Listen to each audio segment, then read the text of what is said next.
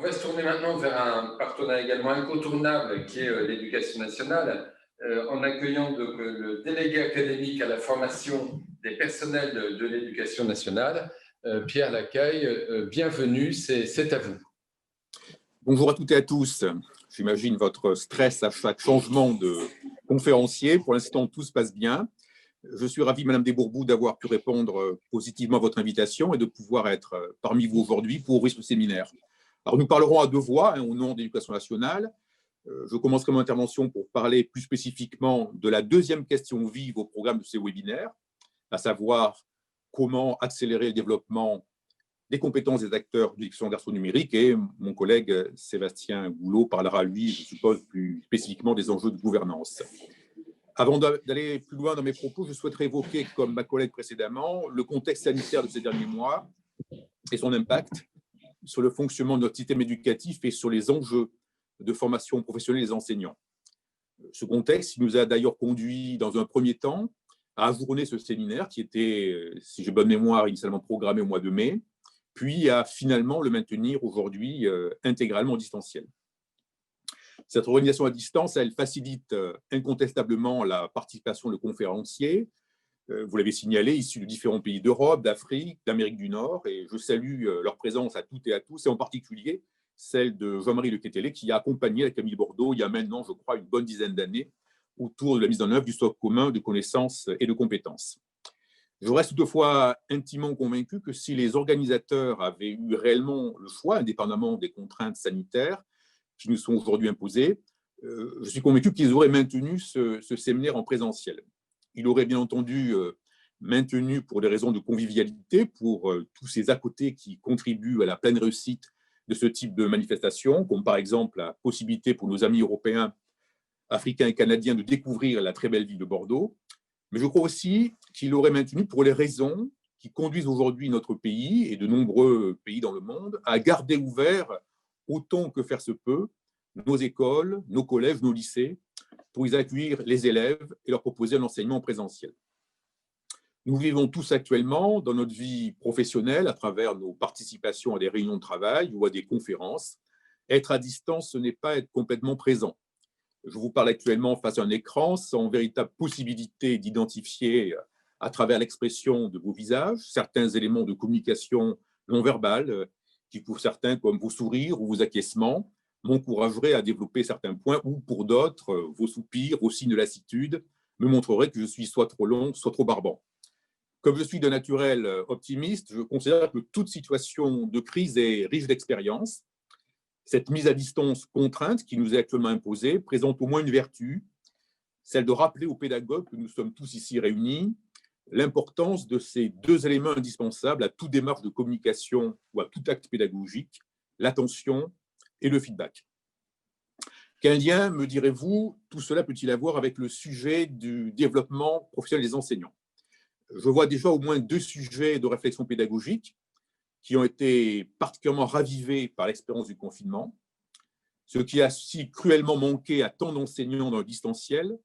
Nous devons veiller aujourd'hui, par une sorte de jeu de miroir, à le renforcer dans le présentiel et à développer une ingénierie pédagogique qui permettra, si nécessaire, sans être un Cassandre, de garantir un enseignement dans l'avenir en distanciel le plus performant possible. Premier sujet, c'est bien sûr la problématique de l'attention qui, à mes yeux, ne se réduit pas à la culpabilisation de l'élève inattentif. En tant qu'adulte, nous sommes tous inattentifs à un moment donné ou à un autre de la journée, et ce type de conférence en montre l'importance. Mais cette problématique invite chaque pédagogue à interroger ses propres pratiques, à prendre appui sur les dernières recherches en sciences cognitives pour mieux gérer le temps scolaire et l'alternance des activités afin de conserver l'attention de son auditoire. Deuxième sujet, le feedback, pour rester sur une expression française, le retour évaluatif. Je dirais de façon un peu provocatrice que le « avez-vous compris » lancé à la cantonade dans une classe reste une pratique, à mon goût, encore trop répandue. En cette année où nous allons déployer au baccalauréat l'épreuve du grand oral, on ne peut que regretter que les élèves français, en tout cas, soient si peu sollicités dans des démarches orales de reformulation. De même, alors que nous disposons de tant d'outils, de tests compatibles avec les équipements BIOD, trop peu d'enseignants y ont recours dans le quotidien de la classe. Au-delà de ces deux sujets, je souhaite bien entendu m'attarder plus longuement sur les enjeux de développement professionnel des enseignants. Précisons d'abord, pour nos collègues étrangers, qu'il s'agit d'une compétence attendue par l'employeur. C'est la compétence commune CC14, dont l'intitulé est « S'engager dans une démarche individuelle et collective de développement professionnel ». Dans la formation de cette compétence, un terme m'apparaît particulièrement important, c'est la dimension collective de la démarche de développement professionnel. En effet, dans le face-à-face avec la classe, les enseignants sont dans la très grande majorité des cas seuls. Ils sont seuls dans l'exercice d'une profession qui, rappelons-le, est éminemment complexe. Je ne m'attarderai pas ici sur la nature de cette complexité. Je me contenterai d'avancer ce qui peut paraître comme une évidence, mais qui pour autant n'a pas encore à mes yeux un impact suffisant sur nos organisations de formation professionnelle. La simple volonté est d'analyser comment s'articule l'activité du maître et l'activité des élèves, renvoie à une démarche qui ne peut être engagée de manière solitaire. C'est dans cet esprit d'ailleurs que le ministère a lancé cette année, dans le premier degré, un dispositif de formation dédié à l'apprentissage du français et des mathématiques qui prend appui sur des collectifs de 6 ou 8 professeurs, ces collectifs que l'on a appelés dans ce contexte des constellations. Je reviendrai tout à l'heure, sans doute dans le cadre de la deuxième table ronde, sur les conditions qui favorisent ou pas cette approche collective du développement professionnel au sein des établissements. Nous pouvons, pour le moment, faire le constat que ce collectif, vous avez déjà contribué à le créer en prenant appui sur le dispositif Erasmus, en bénéficiant de ce formidable accélérateur de mise en relation des acteurs que sont les outils numériques de communication. Rappelez-vous, Madame Desbourbous, nous avions évoqué ce sujet l'an dernier lors de nos échanges sur l'expérimentation conduite par certains lycées et consistant à dispenser à distance certains enseignements de spécialité. Nous avions à l'époque évoqué la possibilité de créer des communautés de pratique regroupant des enseignants répartis sur l'ensemble du territoire académique et partageant une même problématique professionnelle. Au regard de ces éléments que j'évoquais tout à l'heure en lien avec le contexte sanitaire et la contrainte d'organiser ce séminaire en distanciel, je crois nécessaire d'indiquer à ce niveau de mon intervention que dans la conception en situation normale d'un dispositif de formation et de développement professionnel, nous avons bien entendu le choix de mixer des temps en présentiel et des temps en distanciel, que ces approches ne s'opposent en aucun cas, mais bien au contraire, se complètent à condition que l'articulation soit convenablement pensée. De même que l'environnement numérique contribue à la mise en relation des acteurs, il renforce grandement la possibilité d'associer des chercheurs, des universitaires, à des actions de développement professionnel. Le programme de ce séminaire, d'ailleurs, illustre parfaitement cette démarche. Et puisque vous évoquez dans le programme de ce séminaire la notion d'accélération, je ne peux m'empêcher de conclure mon propos par une approche un peu à contre-pied de l'apport du numérique dans le développement professionnel des enseignants. Je ne me placerai pas dans une logique de réactivité, de rapidité, d'agilité, mais au contraire dans une logique d'archivage, de conservation, de sédimentation, dans une logique du temps long. Je crois que nous sommes tous convaincus ici que la formation professionnelle des enseignants vise un objectif premier, un objectif prioritaire, essentiel, qui est le cœur même de nos missions, à savoir le développement des apprentissages des élèves. C'est à ce titre que je considère que nous devons impérativement toujours ramener le réel de la classe, le réel de l'activité des élèves en formation. Cette démarche peut prendre différentes formes, des productions d'élèves, des récits d'expérience d'enseignants ou d'élèves, des observations croisées, des captations audio ou vidéo en classe. Ce n'est d'ailleurs pas toujours simple, car l'activité des élèves est étroitement liée à celle de l'enseignant, et il n'est pas toujours facile d'accepter le regard des autres sur sa propre pratique professionnelle. Cela peut être insécurisant, déstabilisant pour l'enseignant en formation. Nous sommes aujourd'hui donc confrontés à ce double enjeu, créer des collectifs apprenants, motiver et engager les acteurs dans une démarche collective pour résoudre un problème ou un dilemme professionnel, que ces acteurs ont de préférence eux-mêmes identifiés et choisis, sécuriser ces acteurs dans un processus qui les amène à ouvrir leur classe, à accepter le regard et l'analyse de leurs collègues, ou dans certains cas, comme dans les classes lab, de chercheurs. Deuxième enjeu, être outillé, tant d'un point de vue théorique que pratique, pour observer et analyser ce qui se passe en classe. L'apport méthodologique de nos collègues chercheurs est ici indispensable, tout comme il est indispensable de former nos formateurs à ces démarches, car nous ne pouvons pas systématiser, tout simplement pour des raisons de volume, l'accompagnement à la formation par la recherche. Ces deux enjeux constituent à mes yeux un défi majeur pour notre système de formation professionnelle. Au regard de la complexité du métier d'enseignant, nous devons être capables de capter le réel, de l'analyser avec rigueur, dans le respect des personnes. Et c'est de ce réel accepté et partagé collectivement que peut émerger un processus de modification et d'amélioration des pratiques professionnelles. Capter, archiver, oublier si nécessaire, la maîtrise du numérique est ici indispensable pour construire et élaborer ce que j'appellerais une forme de biographie collective des pratiques professionnelles. Voir où nous en étions il y a un an, voir quelles étaient, par exemple, la nature des interactions orales dans la classe, voir quel était le niveau de coopération entre élèves. Voilà ce que nous avons fait, voilà où nous en sommes aujourd'hui. Je vous souhaite sincèrement un excellent séminaire. Je souhaite qu'il vous apporte l'impulsion nécessaire pour poursuivre et développer votre démarche collective de développement professionnel. Excellente journée à toutes et à tous. Merci beaucoup Pierre Lacaille et merci également d'avoir rappelé la complémentarité entre le présentiel et le distanciel. On voit évidemment qu'avec la crise que nous vivons, nous allons évidemment vers ces temps nouveaux, ils vont perdurer. Et également, ce qui nous paraît très important aussi, la complémentarité entre les chercheurs experts et les enseignants. Voilà, nous allons maintenant nous tourner vers évidemment un témoignage très complémentaire du délégué académique au numérique, conseiller directeur de l'Académie de Bordeaux, Sébastien Boulot. Sébastien, vous avez la parole. Merci, bonjour à tous.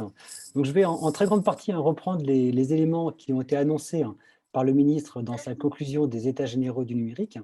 Et peut-être en commençant par répondre à la question du pourquoi ces États généraux du numérique en cette période si complexe pour tous et toutes, et cela quels que soient les pays du monde. Dès le mois de mars, il a été clairement nécessaire, on s'est très vite rendu compte qu'il était nécessaire de faire un retour d'expérience sur ce qui s'était passé afin d'en tirer les bonnes conclusions et sans doute d'infléchir la politique, la trajectoire qu'on s'était donnée précédemment, initiée par le ministre il y a 2 ans à Ludovia. Les États généraux du numérique ont donc une dimension prospective sur ce qu'on pourrait faire de mieux aujourd'hui et sans doute demain aussi. Avant de présenter les grandes lignes de ce qu'il est ressorti des États généraux du numérique, je souhaite peut-être faire un retour sur ce qui s'est passé pendant le confinement en termes de numérique. On remarque qu'on a eu trois numériques. Si je reprends ce qu'écrit Henri Verdier qui est ambassadeur européen pour le numérique, ancien DSI de l'État, ancien directeur d'État Lab, de DINSIC, il dit « L'expérience du confinement nous a tous poussés à bricoler une certaine utilisation du numérique ». Donc, si on réfléchit bien, on a eu 3 numériques avec 3 destins différents depuis le mois de mars. En premier, on a eu un numérique arrogant qui s'est trouvé finalement en face de ces paradoxes. Ceux qui disaient que le big data, la blockchain, l'intelligence artificielle était la solution à tous nos problèmes se sont très vite rendus compte qu'on avait aussi besoin d'infirmiers, qu'on avait besoin de masques, de livreurs, de contacts. Donc finalement que le monde qui nous entoure, le monde laborieux, ceux qui sont restés en première ligne, avaient une véritable importance dans la lutte contre la première vague et que l'humain restait au centre de tout. Ensuite, on a eu le numérique qui a trouvé ses marques, ses usages. C'est le numérique que nous vivons actuellement, le numérique de la visioconférence, du travail collaboratif à distance. Ce monde-là, il a explosé pendant le confinement. Ce numérique-là, il a permis d'initier une période faste pour la tech, enfin pour les entreprises de la tech. On utilise aujourd'hui une solution Zoom. Eric Yuan, le PDG de Zoom, il a intégré en moins de 3 mois la liste des 500 personnes les plus riches au monde. Malgré une solution qui pose de grandes questions en termes de sécurité informatique. Ça s'est amélioré, il y a toujours des questions. Pendant cette période, on a d'ailleurs remarqué que de nombreux élèves aussi avaient gagné en autonomie et en compétences numériques. Enfin, le numérique, on remarque qu'on a aussi le numérique qui rapproche. Ce numérique-là, il est profondément humaniste, invisible, humble. C'est le numérique qu'on pourrait appeler des solidarités de quartier, le numérique du partage de connexions, le numérique des familles. Un numérique invisible, mais indispensable, qui s'est immiscé dans notre quotidien, dans notre intimité. Un numérique facteur de lien social. Je pense qu'on a tous testé depuis le mois de mars, au moins une fois les apéritifs virtuels, et on s'est très vite rendu compte à quel point les contacts humains étaient importants et qu'on ne voulait surtout pas vivre dans un monde comme celui-ci. Donc tout cela s'est fait finalement dans une très grande improvisation. Et pourtant, nous sommes un des rares pays d'Europe à avoir assuré une forme de continuité pédagogique avec ses difficultés, ses réussites. Et cela 2 jours après les annonces du confinement par le président. Les enseignants ont parfois utilisé des outils qui peuvent poser question en termes de sécurité et de souveraineté numérique, comme Discord, Teams, WhatsApp ou d'autres outils. Mais cela a clairement montré la capacité de notre système éducatif, des enseignants, à se renouveler, à se poser des questions et à se renouveler. Cette période du confinement a donc aussi été une période faste pour les espions et malheureusement pour les cybercriminels. Revenons maintenant aux conclusions des États généraux du numérique. Les États généraux du numérique, ce sont d'abord 18 événements territoriaux, 400 rencontres en France qui ont réuni plus de 10 000 personnes en présence ou à distance. Pour la région académique Nouvelle-Aquitaine, nous avons réussi à réunir plus de 800 participants dans les 12 départements. Vous trouverez d'ailleurs la synthèse de ce qui s'est passé sur le site États généraux du numérique. Je vous invite à aller voir ce site-là. Vous avez toutes les informations et notamment ce que je vais expliquer tout à l'heure. Je ne vais pas revenir sur toutes les annonces. Vous trouverez sur le site États généraux du numérique 40 propositions qui sont issues des États généraux du numérique. Donc, je vais principalement revenir sur les actions qui nous permettront d'atteindre notre objectif principal, qui est d'élever le niveau général de tous les élèves. Le premier objectif à atteindre, pour atteindre l'élévation du niveau général, concerne la réduction de la fracture numérique. Tout le monde n'a pas la même relation au numérique, en termes d'équipement, en termes de formation. On a longtemps pensé que le numérique en termes d'infrastructure, pensant qu'il suffisait d'apporter une connexion au plus grand nombre pour qu'on en tire tous les bénéfices. Alors que la véritable fracture numérique, cette fracture-là, elle est immatérielle. C'est celle de la littératie numérique, celle de l'électronisme. Il ne s'agit pas seulement de savoir poster sur un réseau social ou déposer une annonce en ligne, mais de comprendre le monde tel qu'il est aujourd'hui. Cela, ça nécessite un accompagnement fort des enseignants, bien évidemment, mais aussi d'autres collègues, les médiateurs numériques. On pourrait penser que cela concerne uniquement les publics défavorisés. Ce n'est pas vrai. Il y a bien sûr des biais qui sont liés à l'âge, au milieu social, mais aucune catégorie socio-professionnelle ne peut se considérer totalement exempte. Il y a une enquête de l'INSEE dernièrement qui a montré qu'une personne sur 6 n'utilise jamais d'ordinateur en France. Une personne sur 3 manque de compétences numériques de base. On peut passer sa vie connectée et pas savoir rédiger un CV ou rechercher un emploi en ligne. C'est donc d'abord là-dessus qu'il faut lutter. Et donc, si on regarde ce qui se passait précédemment et ce qui va se passer maintenant, c'est quand même, il y a une véritable transformation. Il y a 3 ans, le budget de l'inclusion numérique en France, c'était 350 000 euros. Avant-hier, le secrétaire d'État a annoncé, Cédric O, qu'il va passer à 250 millions d'euros d'ici 2022. 250 millions d'euros, ce qui permettra de recruter et de former 4 000 conseillers numériques sur le terrain. Donc, ces médiateurs permettront, par exemple, d'accompagner les citoyens éloignés du numérique à acquérir des compétences numériques qui pourront évaluer sur notre plateforme de certificat, d'acquisition et de développement des compétences numériques PIX. Garantir un égal accès à tous, c'est aussi faire en sorte de mieux former les enseignants, de mieux équiper les écoles et les élèves les plus en difficulté pour réellement transformer les pratiques pédagogiques. C'est d'ailleurs ce qui est actuellement et ce qui sera développé dans d'autres départements, ce qui est expérimenté actuellement par le ministère dans les départements de l'Aisne et du Val d'Oise, dans le cadre d'une expérimentation qu'on appelle territoire numérique éducatif. Ce projet territoire numérique éducatif repose sur 8 mesures coordonnées en faveur de l'enseignement public et de l'enseignement privé sous contrat. 8 mesures. La première, c'est de former tous les professeurs à l'hybridation de l'enseignement et des apprentissages. Deuxième, former les parents volontaires aux enjeux du numérique éducatif. Mettre à disposition des enseignants un bouquet de services et de ressources en ligne via une plateforme. Assurer un socle minimal d'équipement numérique pour toutes les écoles primaires, élémentaires aussi. Équiper chaque classe, donc premier et second degré, d'un kit d'enseignement hybride. Permettre l'équipement des élèves des classes élémentaires en état de fracture numérique, donc plutôt les classes éloignées. Équiper tous les nouveaux professeurs du premier et du second degré de matériel informatique et bien évidemment d'évaluer ce dispositif-là. Donc cette expérimentation territoire numérique éducatif, c'est quelque chose qui va concrètement transformer et améliorer l'acquisition de compétences numériques dans les salles de classe. La fracture numérique dont nous parlons ne concerne pas que les élèves et la famille, mais aussi les enseignants. Pierre Lacueille en a parlé tout à l'heure. Les États généraux du numérique s'inscrivent donc dans le cadre du Grenelle de l'éducation qui aura lieu de novembre à janvier. Et cette semaine, en début de semaine, a été annoncé par le président quels allaient être les contours du plan de revalorisation des enseignants. 400 millions d'euros sont engagés par l'État dans ce plan de valorisation et a été annoncé une prime annuelle de 150 € pour équiper de matériel informatique chaque enseignant. Donc, mieux former les enseignants, ça passe aussi par la formation initiale et continue. Pierre nous en a parlé. L'opérateur Canopé est positionné comme opérateur de formation continue au numérique des enseignants en complément de toutes les formations dispensées par les services académiques. D'autres grandes transformations ont été confirmées pendant ces états généraux du numérique. Il s'agit notamment de ce qui concerne le renforcement de l'apprentissage de l'informatique au lycée, avec l'enseignement de spécialités numériques et sciences informatiques. Cet objectif, il part d'un constat simple. Pour reprendre une image qui nous est chère en Nouvelle-Aquitaine, c'est très bien que les jeunes sachent surfer assez naturellement sur les réseaux sociaux, sur Internet, mais c'est encore mieux de leur apprendre à faire des vagues.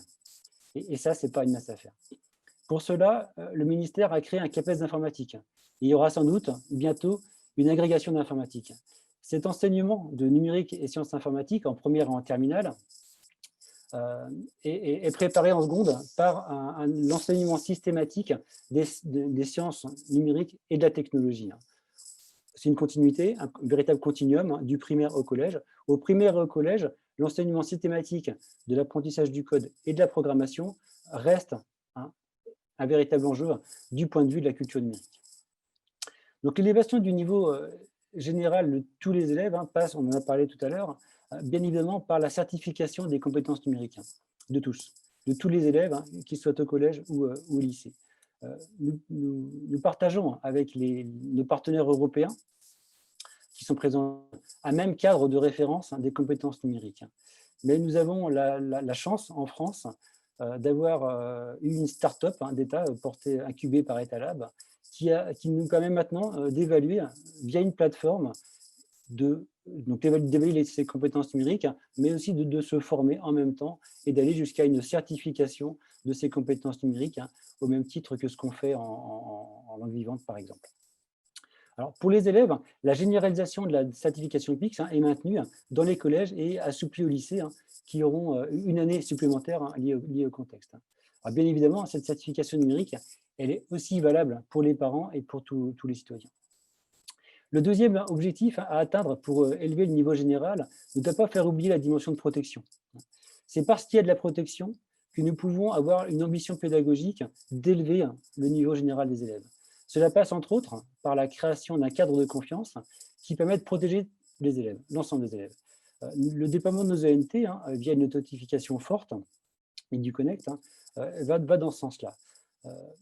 Une fois que nos élèves sont connectés à l'ENT, ils sont dans un environnement de confiance identique à ce qu'on peut trouver dans la classe. Cette ambition de protection, ça passe aussi au niveau de l'éducation nationale par la création d'un conseil d'éthique spécifique qui réfléchit à toutes les questions d'éthique. Ça passe aussi par l'éducation aux médias et à l'information. On peut très bien avoir une certaine culture du numérique, mais en même temps se faire cyberharceler.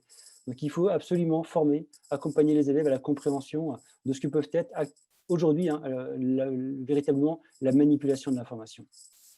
D'ailleurs, je vous invite à aller voir, à visiter un site qui vient d'être créé, 10info.quai-d'Orsay.fr, qui propose plusieurs cas d'études très riches sur cette notion de manipulation de l'information.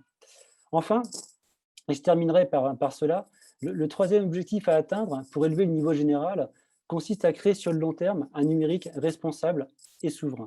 C'est un enjeu majeur qui a été rappelé par Thierry Breton pendant les États généraux du numérique. Nous devons absolument trouver un modèle européen face aux GAFAM. Un modèle différent, un modèle plus démocratique, plus républicain, avec un niveau de protection élevé des utilisateurs, qui repose sur des règles, notamment celle définie au niveau européen, je pense au RGPD. Ce modèle, il doit faciliter l'innovation et renforcer les acteurs locaux, notamment nos EdTech françaises. Cette question est une question primordiale. La question de la souveraineté, c'est vraiment quelque chose de primordial. Est-ce qu'on a encore aujourd'hui le choix de notre vie privée?